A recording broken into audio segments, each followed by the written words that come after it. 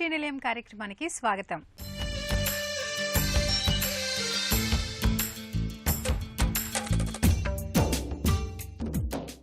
ఇంటి నిర్మాణంలో వచ్చిన నూతన పోకడలు, ఇంటి ముస్తాబుకు సంబంధించిన తాజా విశేషాలు, స్థానిక సంస్థలు అందిస్తున్న సదుపాయాలతో మీ ముందుకు వచ్చింది ఈ వారం శ్రీనిలయం. ఆంధ్రప్రదేశ్లో ప్రభుత్వ మార్పుతో గత 5 ఏళ్లుగా స్తబ్దంగా ఉన్న రియల్ రంగం ఊపందుకుంటుందని రియల్ ఎస్టేట్ వ్యాపారులు భావిస్తున్నారు. గతంలో ముఖ్యమంత్రి ముందు చూపుతో నమ్ముకుని భూములు కొనుగోలు చేసిన వ్యాపారులు ప్రభుత్వ మార్పుతో తిరిగి హైదరాబాద్కు వచ్చేశారు. ఇప్పుడు కొత్త ప్రభుత్వం అధికార పగ్గాలు చేపట్టిన తర్వాత రియల్ ఎస్టేట్ వ్యాపారులు ఎన్నో ఆశలు పెంచుకుంటున్నారు. నిర్మాణ రంగం మళ్లీ పుంజుకుంటుందని భావిస్తున్నారు. మరి ఈ నేపథ్యంలో విజయవాడ పరిసర ప్రాంతాల్లో రియల్ రంగ విశేషాలపై ప్రత్యేక కథనం శ్రీనిలయం స్థిరాస్తిలో. ఆంధ్రప్రదేశ్ రాజధాని అమరావతిలో 2014 నుంచి 2019 వరకు చంద్రబాబు నాయుడు సీఎంగా ఉన్న సమయంలో హైదరాబాద్లోని పలు రియల్ ఎస్టేట్ సంస్థలు అక్కడ పెట్టుబడులు పెట్టాయి. గృహ నిర్మాణ ప్రాజెక్టులు చేపట్టాయి. ఉద్యోగులు, వ్యాపారులు కూడా అక్కడ స్థలాలు, భూములు కొనుగోలు చేశారు. జగన్ సర్కార్ హయాంలో రాజధాని తరలింపు, 3 రాజధానుల అంశం తెరపైకి రావడంతో అక్కడ రియల్ ఎస్టేట్ కుప్పకూలింది. ఇప్పుడు మళ్లీ బాబు అధికారంలోకి రావడంతో అమరావతిలో స్థిరాస్తి రంగం తిరిగి ఊపందుకుంటుందనే చర్చ నడుస్తోంది. ఇన్నాళ్లు ఈ ప్రాంతంలో కొనేవారు, అమ్మేవారు లేకపోవడంతో ప్రత్యామ్నాయం లేక హైదరాబాద్లో 100% పెట్టుబడులు పెట్టారని, ఇప్పుడు పరిస్థితి మారే అవకాశాలు ఉన్నాయనే చర్చ రియాలిటీ వర్గాల్లో నడుస్తోంది. ఆంధ్ర ప్రాంతం మూలాలున్న రియల్ ఎస్టేట్ వ్యాపారులు, పెట్టుబడి పెట్టేవారు ఇప్పుడు కొంత అటువైపు చూసే అవకాశం లేకపోలేదని అంటున్నారు. చంద్రబాబు గత పాలన అనుభవాల దృష్ట్యా పెట్టుబడిదారులకు అనువైన వాతావరణం ఉంటుందని భావిస్తున్నారు. మరోవైపు తెలంగాణలో లోక్సభ, అసెంబ్లీ ఎన్నికల కారణంగా 8 నెలలుగా స్థిరాస్తి మార్కెట్ స్తబ్దుగా ఉందని స్థిరాస్తి సంఘాలు చెబుతున్నాయి. ఇలాంటి పరిస్థితుల్లో రేవంత్ రెడ్డి సర్కారు అడుగులు ఎలా ఉంటే పరిశ్రమకు మేలు జరుగుతుందో కొందరు బిల్డర్లు సూచనలు, సలహాలు చేశారు. హైదరాబాద్ మహానగరానికి ఢోకా లేదని భరోసా ఇస్తూనే విధాన నిర్ణయాల్లో వేగం లేకపోతే పోటీలో వెనుకబడే ప్రమాదం ఉందని సూచన చేశారు. జాతీయ స్థాయిలోనూ మళ్లీ మోదీ ప్రభుత్వానికి అధికారం కాబట్టి మార్కెట్లో స్థిరత్వం ఉంటుందని, ఇది సానుకూల అంశమేనని స్థిరాస్తి కన్సల్టెన్సీ సంస్థలు చెబుతున్నాయి. ఆంధ్రప్రదేశ్లో తెలుగుదేశం ప్రభుత్వం అధికారం చేపట్టింది. చంద్రబాబు నాయుడు సీఎంగా అభివృద్ధిని పరుగులు పెట్టిస్తారనడంలో సందేహం లేదు. పెట్టుబడులు తేవడం అనేది ఆయనకు ఒక ప్రత్యేక లక్ష్యం. ఇప్పటికే చాలా పరిశ్రమలు గుజరాత్లో ఎక్కువగా పెట్టుబడులు పెడుతున్నాయి. ఇప్పుడు బాబు రాకతో ఆంధ్రప్రదేశ్లో కూడా పెట్టుబడుల ఆకర్షణకు మరింత గట్టిగా పోటీ పడుతుంది. ఇది హైదరాబాద్కు ఒక సవాల్ లాంటిదే. సెంట్రల్లో ఒకడు పవర్లో ఉంటే స్టేట్లో ఇంకొకటి పవర్లో ఉండడం వల్ల మన రాష్ట్ర అభివృద్ధి ఎప్పుడూ కూడా కొంచెం వెనకబడే ఉండేది. చాలా కాలానికి మళ్ళీ రాష్ట్రంలోనూ కేంద్రంలోనూ ఒకే సంకీర్ణ ప్రభుత్వం రావడం వల్ల మేమందరం కూడా ఆంధ్రప్రదేశ్కి చాలా మంచి మేలు జరుగుతుందని ఆశిస్తున్నాము. Indian economy has already crossed $5 trillion and next it is aiming for $7 trillion. It is already the third largest economy in the world. ఈ కంట్రిబ్యూషన్లో మన రాష్ట్ర ప్రభుత్వం వారు కూడా వీరు కూడా 1 trillion దీంట్లో కంట్రిబ్యూట్ చేయాలని చెప్పి వీళ్ళు టార్గెట్గా పెట్టుకున్నారని విన్నాను. These such kind of positive news మేము ఏం ఆశిస్తున్నామంటే మళ్ళీ రాష్ట్రంలో ఈ ఇండస్ట్రియల్ రెవల్యూషన్ కానీ, గ్రోత్ కానీ, అలాగే మా రియల్ ఎస్టేట్ రంగంలో అభివృద్ధి కానీ చాలా మంచి రిజల్ట్స్ వస్తాయని చెప్పి ఆశిస్తున్నాము. ఈ కొత్త ప్రభుత్వానికి మేము మళ్ళీ గుర్తు చేద్దాం అనుకునేది ఏంటంటే, మమ్మల్ని రాష్ట్ర ప్రభుత్వం వారు అలాగే కేంద్ర ప్రభుత్వం వారు దేశ అభివృద్ధిలో మమ్మల్ని కూడా ఒక భాగంగా మమ్మల్ని కన్సిడర్ చేయాలని. ఆర్డీపీ, టీడీఆర్ మీద అనేక సమస్యలు ఉన్నాయి. ఇదంతా కూడా చాలా మంచి స్కీమ్స్ గవర్నమెంట్ ఇంట్రడ్యూస్ చేసిన ఇంప్లిమెంటేషన్లో ఇక్కడ స్థానికుల దగ్గర కొన్ని ఇబ్బందులు వచ్చినాయి. ఇటువంటి అన్నీ కూడా ఆర్డీపీ, టీడీఆర్ ఇష్యూస్ ఇవన్నీ కూడా సింప్లిఫై చేసి ప్రాసెస్ ఈజ్ ఆఫ్ డూయింగ్ బిజినెస్కి సహకరిస్తే మంచి ప్రాజెక్టులు స్టార్ట్ అవుతాయి. చాలా ప్రాజెక్ట్స్ ఆగిపోయి ఉన్నాయి. చాలా ప్రాజెక్ట్స్ వీటి గురించి వేచి చూస్తున్నారు. అలాగే ఈ నాలా కూడా ప్రీవియస్గా 2% ఉండేది, ఇప్పుడు 5% అయిపోయి చాలా అధిక భారం అయిపోతుంది కన్స్ట్రక్షన్ నిర్మాణానికి. And at the same time we'll do our very best to contribute to the success of the economic growth of our state and the country. కొత్త ప్రభుత్వం వచ్చాక కూడా ఈ రాజధాని మీద ఒక కన్క్లూజన్ ఇచ్చారు. అమరావతియే రాజధాని అని. ఇక్కడ మేము విశాఖపట్నంలో మేము కోరుకునేది ఇక్కడ రాజధాని కన్నా మేము ఇక్కడ ఫైనాన్షియల్ హబ్ అవ్వాలని. ముంబై ఎలా అయితే ఇండియాకి ఫైనాన్షియల్ హబ్బో మేము కూడా విశాఖపట్నం ఆంధ్రప్రదేశ్కి ఫైనాన్షియల్ హబ్ అవ్వాలి. మాకు విశాఖపట్నంకి ఇక్కడ ఉన్న పబ్లిక్ సెక్టర్ ఎంటర్ప్రైజెస్ అండర్టేకింగ్స్ కానీ ఫ్యూచర్లో ఇక్కడ రాబోయే ఇండస్ట్రీస్కి ఉన్న పొటెన్షియల్ కానీ, ఎందుకంటే దిస్ ఈజ్ ఆంధ్రప్రదేశ్లో this is the most well connected by way of road, rail, air and sea. ఎంత వెల్ కనెక్షన్ ఎవరికీ లేదు. సో దీనివల్ల విశాఖపట్నంకి ఉన్న రియల్ ఎస్టేట్ రంగానికి ఇక్కడ ఎల్లప్పుడూ నిత్యం డిమాండే ఉంటుంది. హైదరాబాద్ ప్రస్తుత స్థిరాస్తి మార్కెట్ ఎలా ఉంది? అటు కేంద్రంలో ఎన్డీఏ ప్రభుత్వం, ఇటు ఆంధ్రప్రదేశ్లో తెలుగుదేశం పార్టీ నేతృత్వంలోని కూటమి అధికార పగ్గాలు చేపట్టింది. ఈ పరిణామాలు దేశవ్యాప్తంగా, మరీ ముఖ్యంగా హైదరాబాద్ రియల్ ఎస్టేట్పై ఎలాంటి ప్రభావం ఉంటుందనే చర్చ రియల్ ఎస్టేట్ వర్గాల్లో జోరుగా నడుస్తోంది. అదే సమయంలో హైదరాబాద్ భవిష్యత్తుకు ఢోకా లేదు. ఇక్కడ ఉన్న భౌగోళిక వనరులు, మౌలిక సదుపాయాలు, దేశ విదేశీ సంస్థల కార్యాలయాలు, ఇలా ఎన్నో అనుకూల పరిస్థితులు హైదరాబాద్కు ఉన్నాయి. దేశంలోనే చాలా అరుదైన నగరాల్లో ఇది ఒకటి. పెట్టుబడులు వస్తూనే ఉంటాయి. అలాగని ఏమాత్రం అలసత్వం తగదు. తెలంగాణలో పెట్టుబడిదారులకు మరింత సానుకూల వాతావరణం కల్పించేలా ప్రభుత్వం పరిశ్రమించాలి. విధాన నిర్ణయాలు అత్యంత వేగంగా తీసుకోవాలి. పారిశ్రామిక policy, RRR, pharma city, semi conductor policy, ఇలా ఏదైనా ఎప్పటికప్పుడు నిర్ణయాలు తీసుకుని దాని అమలుకు చర్యలు చేపట్టాలి. ఈ విషయాన్ని ప్రజలకు చేరవేసి ఒక సానుకూల వైఖరిని రాష్ట్రంలో తీసుకురావాలి. ఆరోగ్య రంగం, పర్యాటకం లాంటి సేవా రంగాలను ప్రోత్సహించాలి. అవకాశాలను అందిపుచ్చుకోవాలంటే ఫార్మాసిటీనే ఉదాహరణ. ఇక్కడ ఒక్కచోటనే దాదాపు 15,000 ఎకరాల భూమి అందుబాటులో ఉంది. ప్రభుత్వం దార్శనికతతో ప్రణాళికలు రూపొందిస్తే ఇక్కడ ఎన్నో అద్భుతాలు చేయవచ్చు. ఇవన్నీ రియాలిటీ రంగానికి ఇంధనంగా ఉపయోగపడనున్నాయి. ప్రస్తుతం కేంద్రంలో ఉన్న ప్రభుత్వం తిరిగి అధికారంలోకి రావడం భారత ఆర్థిక వ్యవస్థ, రియల్ ఎస్టేట్ రంగంపై సానుకూల ప్రభావం చూపుతుంది.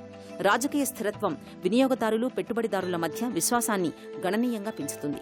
2027 నాటికి 3వ అతిపెద్ద ప్రపంచ ఆర్థిక వ్యవస్థగా అవతరించడానికి భారత్ సిద్ధమవుతుంది. ఇలాంటి పరిస్థితుల్లో అనివార్యంగానే గృహాలకు డిమాండ్ ఉండబోతోంది. విధానాల పరంగా మౌలిక సదుపాయాల అభివృద్ధిపై సర్కార్ నిరంతర దృష్టి ఉంది. భాజపా నాయకత్వంలోని ప్రభుత్వం తీసుకొచ్చిన రెరా వంటి చట్టాల స్ఫూర్తి ప్రభావవంతంగా ఉండాలంటే మరిన్ని ఉద్దీపన చర్యలు ఉండాలని భావిస్తున్నారు. ఎన్డీఏ 3.0 త్వరలో పూర్తి బడ్జెట్ను సమర్పించనుంది. గృహాలపై జీఎస్టీ భారాన్ని పునః పరిశీలించడానికి, పన్ను మినహాయింపులు పెంచడానికి ఇది సరైన సమయం. రియల్ ఎస్టేట్ రంగం కేంద్ర ప్రభుత్వం నుంచి నిర్మాణాత్మక సంస్కరణలు, విధాన మద్దతును కొనసాగించాలని ఆశిస్తోంది. రెరా, జీఎస్టీ, లాజిస్టిక్ పార్కులు, డేటా కేంద్రాలకు సంబంధించిన జాతీయ విధానాలు, గతిశక్తి నేషనల్ మాస్టర్ ప్లాన్ రూపంలో మౌలిక సదుపాయాల కల్పన గత దశాబ్దంలో రియల్ ఎస్టేట్ వాటాదారుల్లో విశ్వాసాన్ని నింపాయి. ఆర్థిక క్రమశిక్షణను కొనసాగిస్తూ వృద్ధిని సమతుల్యం చేయడానికి దీర్ఘకాలిక చర్యలు ఆర్థిక వ్యవస్థలో ప్రభుత్వ, ప్రైవేటు పెట్టుబడులు కీలకంగా ఉంటాయి. 2030 నాటికి దేశ జీడీపీలో 1315% రియల్ ఎస్టేట్ రంగం $1 ట్రిలియన్ మార్కెట్ను చేరుకోవాలంటే ప్రగతిశీల విధానాలు ఎంతో అవసరం.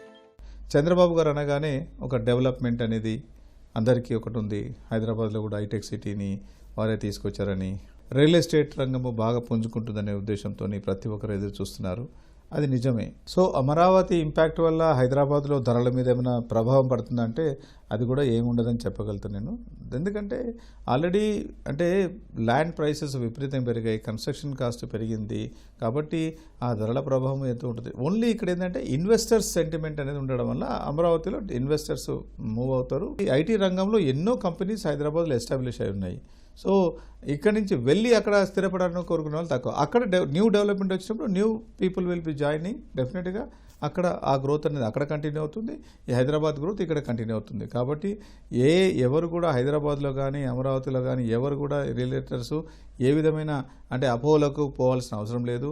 ఈవెన్ అంటే అమరావతిలో కూడా లాస్ట్ టైం జరిగింది ఏంటంటే ఏదో స్పెక్యులేషన్లో విపరీతంగా ధరలు పెరిగిపోయి చాలా ఇబ్బంది పడ్డారు. మళ్ళీ ఇప్పుడు కూడా అదే తప్పు జరగకూడదని నేను కోరుకుంటున్నాను. ఎందుకంటే స్పెక్యులేషన్ ఏదో జరిగిపోతుంది, అంటే ఓవర్ నైట్ డెవలప్ అయిపోతుంది, అంటే ఈరోజు ₹1 కోటి 10 కోట్లు అవుతుంది, అట్లాంటి ఉద్దేశాలను పెట్టుకోవద్దు. అలా పెట్టుకొని మళ్ళీ ఇబ్బందులు పడకూడదు. ఎందుకంటే స్టడీ గ్రోత్ అనేది ఆల్వేస్ హెల్ప్ ఎనీ ఇండస్ట్రీకి. అంటే గ్రాడ్యువల్ గ్రో అయితే మాత్రం డెఫినెట్గా అది సస్టైనబుల్ ఉంటుంది. లేకుంటే ఏమైందంటే విపరీతం ఇక్కడ కూడా చూసాం మనము. కోకాపేటలో అంటే 70 కోట్లు 80 కోట్లు ఒక ప్రాజెక్టు ఈవెన్ ₹100 కోట్ల కూడా పోయింది. వయబిలిటీ అనేది చాలా తగ్గిపోతుంది. అది ప్రామాణికంగా తీసుకొని మిగతా దగ్గర కూడా రేట్లు అలా పెరిగినాయి అనుకోండి. సో అఫోర్డబిలిటీ అనేది పోతుంది. ఒకసారి అఫోర్డబిలిటీ పోయిన తర్వాత మళ్ళీ పర్చేజర్స్కి మనకు పర్చేజర్ కరువు అయిపోతారు. కాబట్టి స్పెక్యులేషన్లో ఉండకుండా రియలిస్టిక్గా ఆలోచించేసి ఎక్కడో ప్రతి చోట అమరావతి అనగానే ఎంటైర్ మొత్తం ఏదో జరిగిపోతుంది కాకుండా రియలిస్టిక్గా ఆలోచించి ఇన్వెస్టర్స్ రైట్ ఇన్వెస్ట్మెంట్ చేసేసుకొని ఎవరు కూడా వాళ్ళ చేతులు కాల్చుకోకుండా అందరూ కూడా బాగుపడాలి, అందరూ కూడా గ్రో కావాలని నేను ఆశిస్తున్నాను. వర్షాకాలం వచ్చిందంటే చాలు పాత అపార్ట్మెంట్ కొత్త అపార్ట్మెంట్ అని తేడా లేకుండా ప్రతి ఒక్కరిని ఇంటి పైకప్పు, గోడ పగుళ్లు, నీటి లీకేజీలు గృహ యజమానులను ముప్పు తిప్పలు పెడుతుంటాయి. ఏమాత్రం నిర్లక్ష్యం చేసినా భవన పటిష్టత ప్రశ్నార్థకంగా అవుతుంది. ఒక్కోసారి పెద్ద ప్రమాదాలు జరగటానికి అవకాశం ఉంటుంది. మరి ఈ వర్షాకాలంలో తరచుగా వచ్చే గోడ పగుళ్లు, నీటి లీకేజీలు, గోడలు చెమ పట్టకుండా తీసుకోవాల్సిన జాగ్రత్తలు, నీటి లీకేజీలను అరికట్టే పద్ధతులపై నిర్మాణాల్లో 100% నిర్మూలించలేని అంశాలు 2 ఉంటాయి. ఒకటి పగుళ్లు, రెండోది లీకేజ్. ఎన్ని జాగ్రత్తలు తీసుకున్నా, ఎంత మంచి కాంక్రీట్ మిక్సింగ్ వాడినా వేర్వేరు కారణాలతో ఈ సమస్యలు ఎదురవుతుంటాయి. స్లాబ్, కాలమ్స్, బీమ్స్ లో మిక్స్ వాడేటప్పుడు ఇదివరకు M15 వాడేవారు. ఇటీవల వరకు M20, ఇప్పుడు M25 ఉపయోగిస్తున్నారు. M25 కాంక్రీట్ నిష్పత్తి 1:1:2లో ఉంటుంది. అంటే 1 కిలో సిమెంట్, 1 కిలో ఇసుక, 2 కిలోల కంకర మిశ్రమంగా తయారవుతుంది. లీకేజీకి ఆస్కారం లేకుండా గట్టిదనం ఉంటుంది. 50 మీటర్ల ఎత్తైన నిర్మాణాలకైతే M35 రకం మిక్స్ వాడాలి. ఈ ప్రమాణాలన్నీ పాటిస్తున్నా సరైన వైబ్రేటింగ్ జరగక, రీఎన్ఫోర్స్మెంట్ సరిగ్గా లేకపోవడం, కాలమ్స్, గోడల జంక్షన్స్ ప్యాకేజీ సరిగ్గా లేకపోవడం, బీమ్, గోడల మధ్య అంతరం సరిగ్గా పూడ్చకపోవడం, కాంక్రీట్ బెడ్ వేసినా కుంగిపోవడంతో అంతరం ఉండిపోతుంది. బీమ్, 9 అంగుళాల గోడ మధ్యలో ఉండే గ్యాప్ మధ్యలో సరిగ్గా పూడ్చకుండా 2 వైపులా ప్లాస్టింగ్ చేసినా లోపల ఉండే గాలి వల్ల వాతావరణంలో మార్పులు వచ్చినప్పుడు వ్యాకోచించి పగుళ్లకు దారితీస్తుంది. వీటి నుంచి నీరు చేరి లీకేజ్ అవుతుంటాయి. ఇవన్నీ పక్కాగా చేయాలని ఉన్నా ఆచరణలో అదే స్థాయి లేకపోవడంతో సమస్యలు ఉత్పన్నమవుతున్నాయి. వీటిని వర్షాకాలం రాకముందే వాటర్ ప్రూఫింగ్ చేయించుకోవాలి. ప్రస్తుతం మార్కెట్లో రకరకాల కంపెనీలు వాటర్ ప్రూఫింగ్ పేస్ట్లు అమ్ముతున్నారు. స్లాబ్ లీకేజీ సమస్య లేకుండా టెర్రస్ను వాటర్ ప్రూఫింగ్ చేసుకోవచ్చు. ఇది చేసేటప్పుడు స్లాబ్పై పడిన సిమెంట్ మాల్ను తొలగించి మదర్ స్లాబ్ కనిపించే వరకు చిప్పింగ్ చేసి వేర్వేరు ఉత్పత్తులు, రసాయనాలు మిళితం చేసి చేస్తుంటారు. ఇవన్నీ పక్కాగా లేకపోతే లీకేజీకి దారితీస్తుంది. మొదట చిన్న పగుళ్లు ఏర్పడి అందులోంచి నీరు చేరి ఎక్కడ బలహీనంగా ఉందో అక్కడి నుంచి లీక్ అవుతుంది. స్లాబ్ చేస్తున్నప్పుడు నీళ్లు నింపి ఎక్కడ నీరు లీక్ అవుతుందో చూసి కింద నుంచి ఆ కాంక్రీట్ గ్యాప్లను నింపేందుకు యంత్రం సాయంతో ప్రెషర్ గ్రౌట్ చేస్తుంటాం. నిర్మాణ సమయంలో ఇవన్నీ సక్రమంగా జరగకపోతే లీకేజీలు ఎదురవుతుంటాయి. ముందుగా లీకేజీలను నిపుణులకు చూపిస్తే వారు పరిస్థితిని అంచనా వేస్తారు. అందరు ఫేస్ చేసేది ఏంటంటే పాత buildings which are more than 5 years, 10 years, or we are nowadays seeing some కొత్త buildings which are constructed in 1-2 years back కూడా వాళ్ళకి లీకేజెస్ రావటము, ఈ వాల్స్ నుంచి, టెర్రస్ నుంచి లీకేజ్ అవ్వటం ఎక్కువ కామన్గా చూసే ప్రాబ్లం. అలాగే టాయిలెట్స్ కూడా ఆల్రెడీ యూజ్ చేస్తున్నారు కానీ టాయిలెట్స్ నుంచి లీకేజ్ అవుతుంది. దీనికి 2 రకాలైన సొల్యూషన్స్ ఉన్నాయి. ఒకటి, మన టైల్ ఎగ్జిస్టింగ్ గ్రౌట్ ఏదైతే ఉందో అది ప్రాపర్ లేకపోవటం వల్ల టైల్ నుంచి వాటర్ దిగి అది మనకి మళ్ళీ లీకేజెస్ స్టార్ట్ అవుతుంది. సో మనం ఆల్రెడీ వాడుతున్నాం కాబట్టి ఆ టైల్స్ని పగలగొట్టి మొత్తం తీసి అది చాలా పెద్ద సొల్యూషన్స్.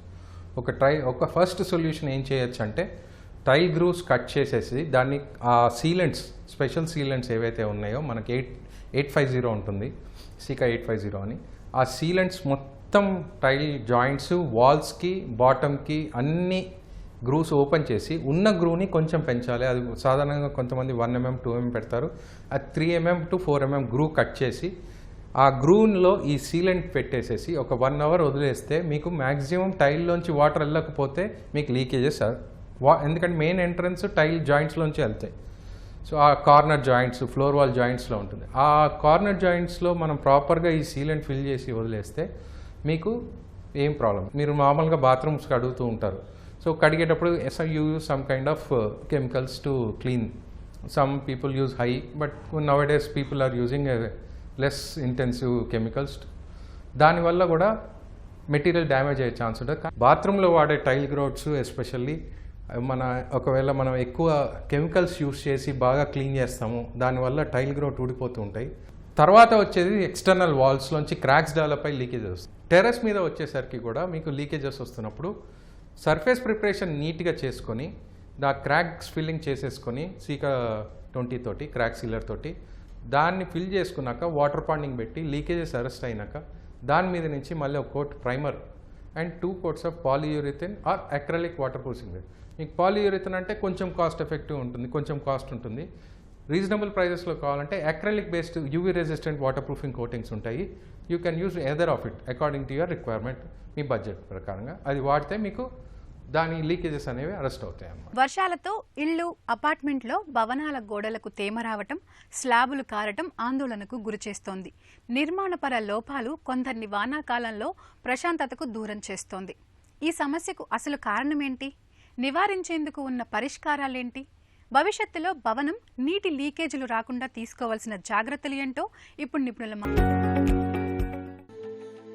మార్కెట్లో ప్రధానంగా 3 కంపెనీలు లీకేజీని నిరోధించే ఉత్పత్తులు అందిస్తున్నాయి. ముందుగా లీకేజీలను నిపుణులకు చూపిస్తే వారు పరిస్థితిని అంచనా వేస్తారు. కొత్త భవనాల్లో ప్రధానంగా గోడలు, పైకప్పులు, అంతస్తుల ద్వారా తేమ చేరుతుంది. పైకప్పుల్లో తేమ కనిపిస్తే ప్రెషర్ గ్రౌట్ చేసి పైన ఎక్కడి నుంచి నీరు చేరుతుందో గుర్తించి దానిని సరిచేయాలి. ఎక్కువగా గోడ నుంచి గ్యాప్ల రూపంలో కిందికి కారే అవకాశం ఉంది. స్లాబ్ అతుకుల వద్ద, మెట్ల వద్ద, వాష్ ఏరియా నుంచి నీరు కిందకు దిగే అవకాశం ఉంది. పాత భవనాలైతే స్లాబ్లోనే పగుళ్లు రావడం కనిపిస్తుంది. ఇలాంటి వాటికి వాటర్ ప్రూఫింగ్ తాత్కాలిక ఉపశమనమే అవుతుంది. వీటికి డాంబర్ షీట్ వేయడం వల్ల ప్రయోజనం ఉంటుంది. పగుళ్లు ఉన్న చోట వేసి మిగతాది వాటర్ ప్రూఫింగ్ చేయించుకుంటే కారణం ఆగిపోతుంది. అపార్ట్మెంట్లలో, వ్యక్తిగత ఇళ్లలో పై అంతస్తులోని స్నానాల గదుల్లోంచి నీరు లీకై కింది అంతస్తులో పడుతుంది. టైల్స్ వేసినప్పుడు గ్రౌటింగ్ సరిగ్గా చేయకపోవడం, నాన్ ట్రాప్ సరిగ్గా బిగించకపోయినా ఈ సమస్యలుంటాయి. గోడల లోపల పీవీసీ పైపులు ఉంటాయి. ఇవి సరిగ్గా ఎక్కడ ఉన్నాయో తెలియకుండా సబ్బు స్టాండ్ పెట్టేందుకు గోడకు రంధ్రం చేస్తారు. దీంతో పైపుల్లో లీకేజ్ ఏర్పడుతుంది. టైల్స్ వేసేటప్పుడు కూడా కొన్నిసార్లు గోడను, స్లాబ్ను చిప్పింగ్ చేస్తుంటారు. వీటి కారణంగానూ లోపల ఉండే పైపులు దెబ్బతిని లీకేజీలు ఏర్పడతాయి.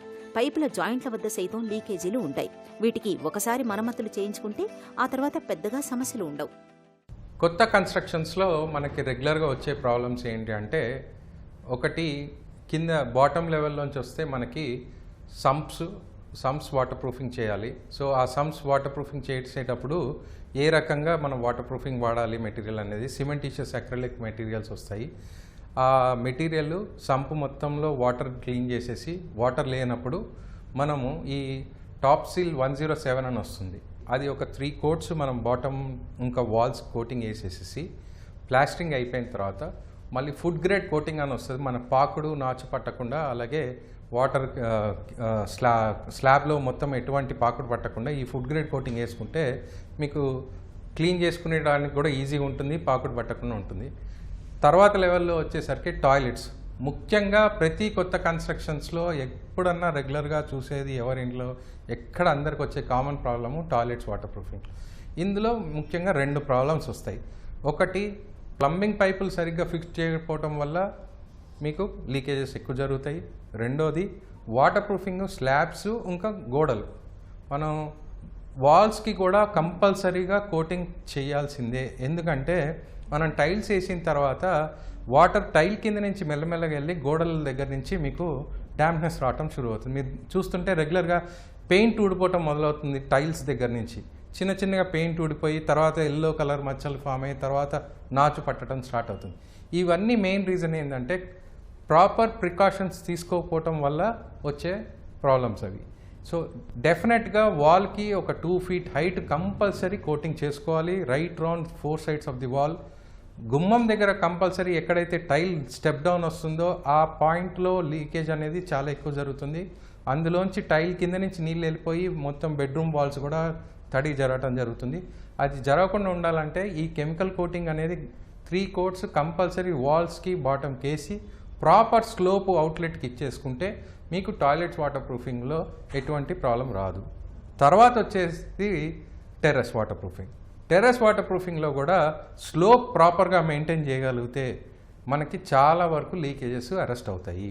సో స్లోప్ ప్రాపర్గా కాంక్రీట్ క్యాస్టింగ్ అప్పుడే స్లోప్ ఇస్తే ఇంకా చాలా మంచిది. మనకి మీకు పైన టెర్రస్ మీద మీకు వెయిట్ ఎక్కువ పడదు. దానివల్ల మీకు లీకేజెస్ కంట్రోల్ అవుతాయి. మనకు మార్కెట్లో కొత్త ప్రోడక్ట్స్ వచ్చాయి, పాలియూరిథిన్ బేస్డ్, పాలియూరియా బేస్డ్. ఈ రకంతో టెర్రస్లో మీకు ఎలాంగేషన్, ఎక్స్పాన్షన్స్ ఎక్కువ జరుగుతాయి కాబట్టి కంపల్సరీ పాలియూరిథిన్ మెటీరియల్ కానీ పాలియూరియా మెటీరియల్ కానీ టెర్రస్లకు వాడితే మీకు లైఫ్ ఎక్కువ వస్తుంది టెర్రస్లో. ఇది నేటి శ్రీనిలయం. ఈ కార్యక్రమానికి సంబంధించిన అభిప్రాయాలు, సందేహాలు మాకు తెలియచేయండి. మా చిరునామా Srinilayam, ETV, Ramoji film city, Hyderabad 501512. మా ఇమెయిల్ అడ్రస్ srinilayam@etv.co.in. మరికొన్ని తాజా అంశాలతో వచ్చే వారం మళ్ళీ కలుద్దాం. అంతవరకు సెలవు. నమస్తే.